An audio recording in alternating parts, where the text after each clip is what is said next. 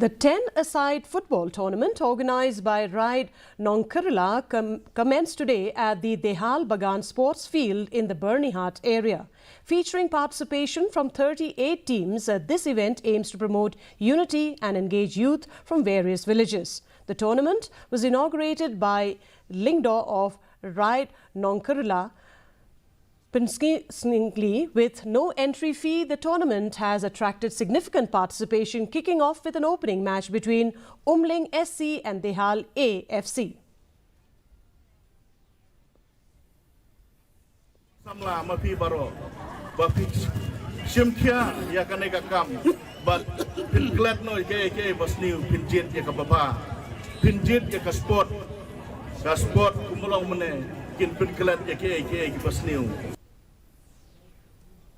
And now here is